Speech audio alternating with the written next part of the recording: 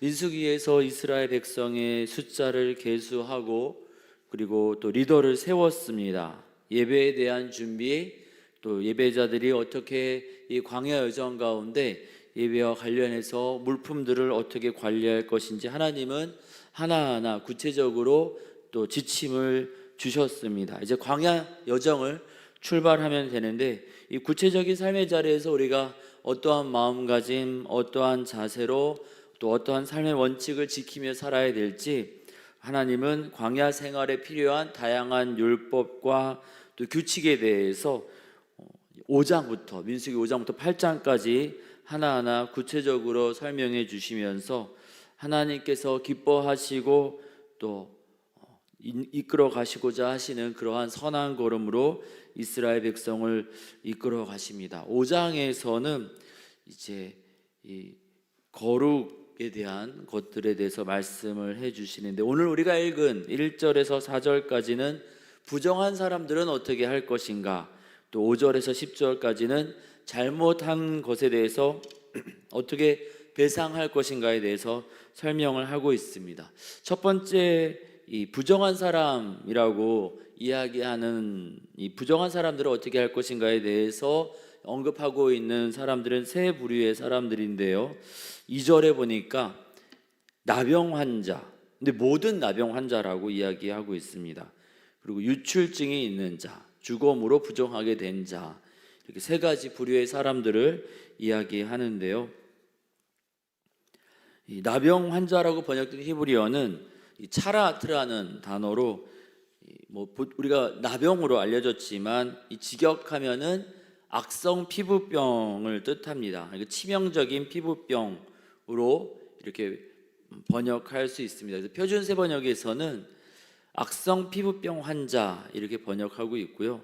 유출병은 이 히브리어가 이야기하고 있는 의미가 상한 피부에서 흘러나오는 유출물이 있는 사람인데, 고름을 이야기합니다. 땀을 많이 흘리고 다한증 이런 게 아니라, 또 다른 부분이 아니라 고름이 계속 흘러나오는 경우.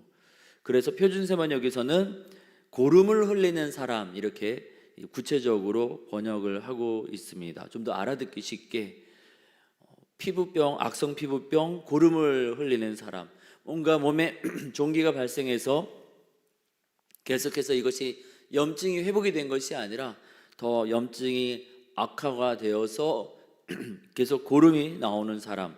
주검은 이제 사람의 시체를 이야기하죠. 그래서 이 주검 시체를 장례를 치르면서 이제 시신을 이렇게 돌보다가 부정하게 된 사람. 지금 다 이렇게 전염성이 강한 것들에 대해서 이야기하고 있습니다. 오늘날처럼 위생이 확보된 상황에서는 괜찮지만, 광야 여정 가운데 의료진 또 완벽한 위생이 확보되지 않은 상태에서 또 그 시대의 의학적인 수준에서 장례를 치르면서 이제 이 시신을 이렇게 돌보다가 그 어떤 원인으로 그 사람이 세상을 떠난지 알 수 없기에 어떤 질병의 결과로 세상을 떠났다 한다면은 그 질병이 시신을 돌보는 사람에게 전염이 되고, 그 사람들이 같은 진영에 있으면은 그 질병이 계속해서 그 공동체 안에 전염될 수 있습니다. 그래서 피해를 줄 수 있기에 부정하다라고 이야기하면서 거리를 두게 하는 것이지요. 이어서 5절에서 10절까지는 이런 물리적인 육체적인 질병이 아니라 눈에 보이지 않는 그러한 질병, 사람과 사람 사이의 어떤 불편한 일, 상처를 주고 또는 피해를 입힌 것에 대해서 이야기하고 있습니다. 누군가에게 잘못을 저질러서 이 피해를 주었을 경우에 7절에 보니까 그것을 자복하라고 합니다. 보는 사람이 없었으니 누구네 집 밭에 농작물을 실수로 망가뜨린 거에 대해서, 또 이동 중이니까 누구네 집 양, 소 또는 물건에 대해서 파손을 한 다음에 보는 사람이 없으니 그냥 가도 된다가 아니라 가해자가 그것을 자복하고 그 다음에 거기에 대해서 꼭 변상을 하게 돼 있습니다. 그 죄값을 온전히 갚되, 이 명확한 기준을 이야기하고 있죠. 가난한 사람들에게 나누어 주는 그러한 나눔과 베품의 경우에서는 밭 모퉁이라고만 되어 있습니다. 몇 분의 1 이런 식으로 이렇게 이야기하지 않습니다. 사랑을 베푸는 것에 대해서는 그것에 대해서 정확한 기준이라기보다는 각자의 형편에 따라서 이렇게 나누어 주고 이렇게 하게 되어 있지만, 이 죄에 대한 변상, 피해에 대한 보상은 5분의 1이라고 딱 정확하게 못을 박아서 정확한 보상 변상을 해야 될 것을 명하고 계십니다. 그리고 더 나아가서 이 8절에 보니까 이 피해자가 없으면, 또 피해자의 친인척도 없으면 그러면은 변상할 사람이 없으니 괜찮은 것이 아닌가? 그것이 아니라 이 보상을 할 누군가가 없다라면은 제사장에게 그것을 돌리라는 겁니다. 그 5분의 1 그것을 변상을 돌려주는데, 그래서 그를 위해서 속죄할 속죄 순양과 함께 그냥 변상하는 것이 아니라, 피해자가 있으면 피해자에게만 이것을 변상하면 되는데 피해자가 없을 경우에는 속죄할 속죄 순양과 함께 변상을 제사장에게 하랍니다. 이것이 또 제사장의 것이 된다고 이야기합니다. 제사장은 그것을 받으면서 어떤 생각을 하겠습니까? 우리 공동체에 이러한 누군가에게 피해를 주는 일이 있었고, 그 피해자가 지금 그 변상을 받을 수 없는, 세상에 없는 사람이다, 이런 것을 알게 되는 것이죠. 공동체의 죄악에 대해서 그것을 받으면서 하나님 앞에서 그 죄악을 끌어안고 기도하고, 그리고 하나님 앞에서 두렵고 떨림으로 나아가야 되겠지요. 피해자가 없으니까 괜찮다, 보상할 사람이 사라졌으니까 괜찮다가 아니라, 없다, 그 사람이 없다 할지라도 반드시 보상하고 도리어 더 크게 이것을 물어야 된다라는 겁니다. 가해자가 그럼 피해자를 없애야겠다 이렇게 생각할 수 없는 것이죠. 차라리 피해자가 남아있고 내가 더 자복하면서 변상하는 것이 물질적으로는 훨씬 더 많은 것을 지불하지 않아도 되는 것입니다. 하나님은 이제 출발하기 전에 어떻게 공동체가 이 광야 여정을 살아야 될지 이제 구체적으로 알려주시는데요. 오늘의 이 말씀을 통하여서 세 가지 깨달음을 얻게 됩니다. 첫 번째는 정결함을 주님께서 원하신다라는 것입니다. 그런데 이 정결함을 요구할 때 뭐라고 얘기하십니까? 3절 후반부에 보니까 내가 그 진영 가운데 거하니, 그 진영 백성들의 무리를 그렇게 더럽혀지지 않도록 거룩하게 정결하게 유지하라는 겁니다. 하나님과 동행하기를 원한다라면은 거룩함을 유지하라는 것이죠. 물질적으로든 관계적으로든 어떠한 차원에서든 하나님과 동행하기를 원한다면 거룩함을 유지하라는 겁니다. 우리도 마찬가지입니다. 우리 광야 같은 인생 여정을 살아가는데 내 힘, 내 주먹 의지해서 살아가는 것이 아니라 전능하신 하나님의 강한 손과 펴신 팔로 하나님과 동행하기를 원한다라면은 거룩할 것을 주님은 명하고 계십니다. 한국교회가 많이 성장했다고 하고 많은 재산을 가졌다고 하고 많은 사람을 가졌다고 하는데, 빛과 소금의 역할을 감당하지 못하고 때로는 버려져서 밟히며 조롱을 받게 되는 상황이 오게 된 것에 대해서 많은 사람들은 거룩을 잃어버렸기 때문이다. 그 한국교회의 능력, 그리스도인의 능력을 잃어버린 것은 기도의 부족도 예배의 부족도 아니고 거룩을 잃어버렸기 때문이다, 그렇게 지적하는 학자들이 많이 있는데요. 하나님은 이스라엘 백성의 광야 여정 가운데 내가 그 진영 가운데 거하니 너희는 거룩해야 된다, 그렇게 명하고 계십니다. 우리 교회 가운데, 우리 가정 가운데 하나님의 임재를 기대한다라면은, 우리 인생의 걸음에 하나님의 인재와 돌보심을 기대한다라면은 우리도 주님 말씀 의지해서 거룩하기 위해서 더욱더 애쓰고 노력해야 될 줄 믿습니다. 특별히 진영 가운데 거룩함을 유지하라 명하시는 것은 이 공동체의 그런 영적이고 또 물질적이고 또 육체적인 그러한 질병들이 쉽사리 전파될 수 있기 때문입니다. 그래서 고린도전서에서도 사도 바울이 이런 이야기를 합니다. 악한 범죄에 대해서 이런 거는 괜찮지 않느냐 하면서 자랑하는 고린도 교회를 향하여서 너희가 자랑하는 것이 옳지 아니하도다. 적은 누룩이 온 덩어리에 퍼지는 것을 알지 못하느냐.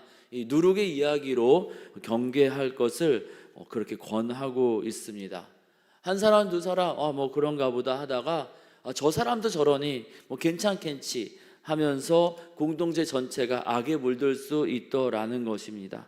이에 나 하나쯤은 괜찮겠지요가 아니라 나 때문에 우리 공동체, 우리 가정, 우리 교회가 또 악에 물들 수 있음을 기억하면서 우리 각 사람이 개인으로나 공동체 안에서나 거룩을 겸비하기 위해서 하나님 앞에서 두렵고 떨리는 마음으로 매일매일 기도와 말씀으로 나아가고자 애쓰는 우리 모두가 되어지기를 원합니다. 두 번째로 죄에 대해서 자복하는 것을 이야기하고 계십니다.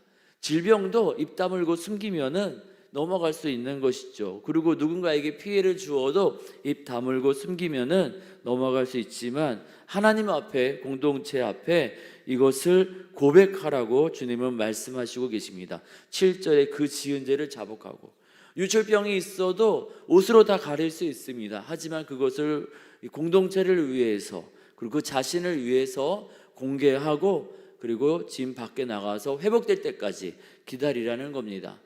장례를 치르느라, 이제 오늘날이야 그렇지 않지만 이 시대에 혹시 알지 못하는 전염병에 전염되었을 때 숨길 것이 아니라 전염병에 전염되었을 수도 있는 그 상황 가운데 자신의 상황과 처지를 이야기하면서 자복하고, 그리고 또 회복의 시간을 갖고 돌아오라는 것입니다. 나병 환자도 그렇습니다. 여러 가지로 숨길 것이 아니라 다 아시는 하나님 앞에 드러내어 자복하고, 그리고 그 회복을 덧입은 다음에 공동체로 돌아오라, 그렇게 주님은 말씀하시고 계십니다. 요한 1서 1장에 보면 이런 말씀이 나옵니다. 요한 1서 1장 9절입니다. 만일 우리가 우리 죄를 자백하면 그는 미쁘시고 의로우사 우리 죄를 사하시며 우리를 모든 불의에서 깨끗하게 하실 것이요. 우리가 하나님 앞에서 우리의 죄를 자백하고 회개하며 나아갈 때 주님은 그 모든 것들을 그리스도의 보혈로 치유하시고 씻어주시고 온전케 하시는 줄 믿습니다. 주님은 민수기에서도 자복하고 그 다음에 이제 공동체에서 끊어지는 것이 아니라 변상을 하라, 이 이야기는 이제 고치고 관계를 회복시키겠다, 하나님의 회복을 전제로 한 이야기이거든요. 죄를 자복하며 하나님의 은혜를 구하라, 그렇게 말씀하시고 계십니다. 그것을 기억하면서 우리도 하나님 앞에 매일매일 우리의 실수, 연약함을 고백하며 치유와 회복을 덧입는 우리 모두가 되기를 원합니다. 세 번째로 보상, 변상을 이야기하는데요. 이 죄에 대해서 변상, 보상에 있어서 이 사람에게 행한 것이 하나님에게 행한 죄라고 이야기하고 있습니다. 6절에 보니까요, 남자나 여자나 사람들이 범하는 죄를 범해서 그 죄로 하나님께 죄를 짓는 것이다 이야기하면서 이 죄값에 대해서 보상을, 누군가에게 보상을 하고, 그리고 그 보상을 받을 친인척이 없으면 그것을 제사장에게 드리라 이야기하는데요. 여기에서의 범죄는 하나님 앞에서 하나님과 관련된 죄라기보다는 사람과 관련된 죄를 이야기합니다.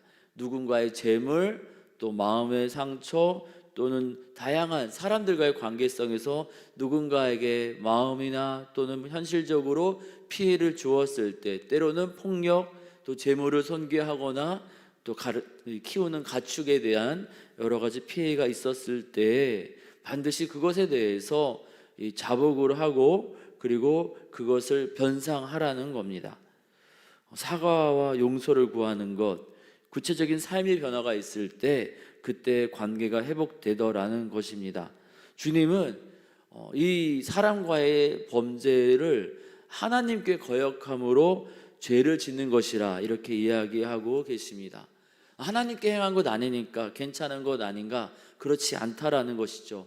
사람들과 사람과의 관계, 가정에서나 공동체에서나 또 우리의 삶의 자리에서 사람에게 행한 것도 누군가에게 아픔과 상처를 주면은 그것이 하나님 앞에 죄가 된다라고 알려주고 있습니다. 우리의 말과 행동, 사람들의 관계에 있어서 우리가 어떻게 해야 될 것인지, 우리 가족 가운데 있어서도 우리 부모님께 또 형제 자매들에게 또 자녀들에게 어떻게 해야 될 것인지 주님은 이 말씀을 통해서 알려주시고 계십니다. 그냥 뭐 괜찮겠지 하고 넘어갈 것이 아니라 무엇인가 잘못하고 실수를 했다라면은 밝히고 사과하고 용서를 구하며 구체적인 삶의 변화로 나오라고, 그때에 그 진영 가운데 하나님이 함께 거하시겠노라고 주님이 그렇게 말씀하시고 계십니다. 이에 우리와 동행하시는 하나님, 우리의 길을 이끌어 가시는 하나님과 함께 우리의 인생길 나아갈 수 있도록 우리가 그렇게 거룩함을 유지하기 위해서 사람들과의 관계에 있어서도 하나님 말씀대로 또 그렇게 용서를 구하며 사과를 하며 또 서로에게 또 위로를 전하며 그렇게 나아가기를 원합니다. 그렇게 믿음으로 또 말씀대로 순종하며 나아갈 때 주님께서 우리의 인생길 가운데 함께 하여 주시고 복된 길로 인도하여 주실 줄 믿습니다.